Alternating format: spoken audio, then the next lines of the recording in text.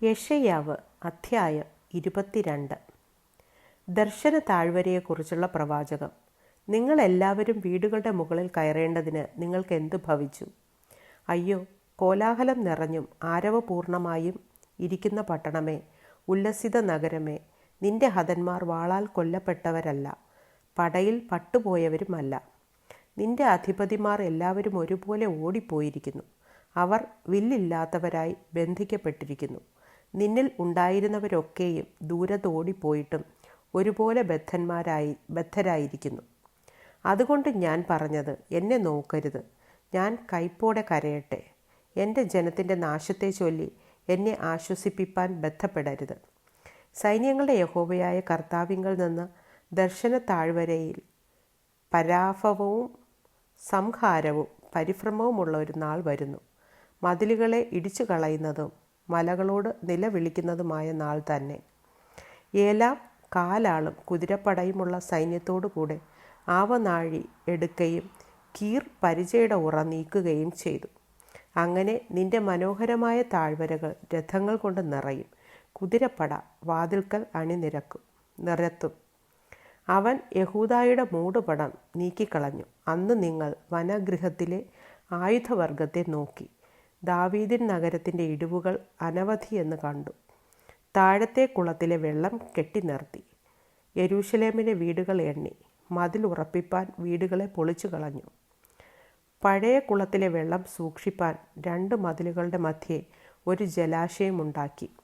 എങ്കിലും അത് വരുത്തിയമങ്കലേക്ക് നിങ്ങൾ തിരിഞ്ഞില്ല. പണ്ടേ അത് നിരൂപിച്ചവനെ ഓർത്തതുമില്ല.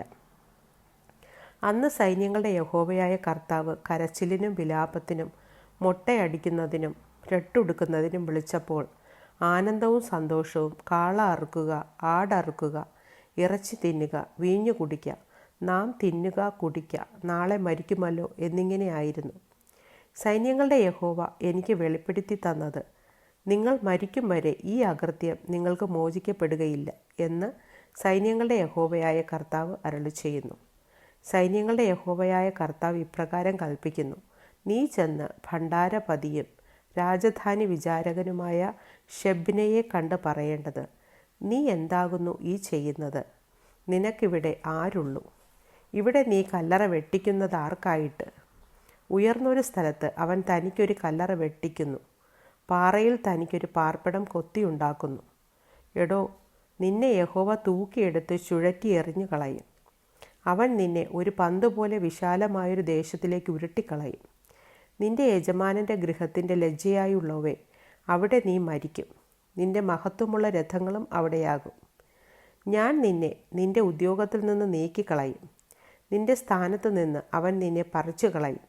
അന്നാളിൽ ഞാൻ ഹിൽക്കിയാവിൻ്റെ മകനായി എൻ്റെ ദാസനായ എല്യാക്കീമിനെ വിളിക്കും. അവനെ ഞാൻ നിന്റെ അങ്കി ധരിപ്പിക്കും. നിന്റെ കച്ച കൊണ്ട് അവനെ അരകെട്ടും. നിന്റെ അധികാരം ഞാൻ അവൻ്റെ കയ്യിൽ ഏൽപ്പിക്കും. അവൻ യെരൂശലേം നിവാസികൾക്കും യഹൂദാഗൃഹത്തിനും ഒരു അപ്പനായിരിക്കും. ഞാൻ ദാവീദ് ഗൃഹത്തിൻ്റെ താക്കോൽ അവൻ്റെ തോളിൽ വയ്ക്കും.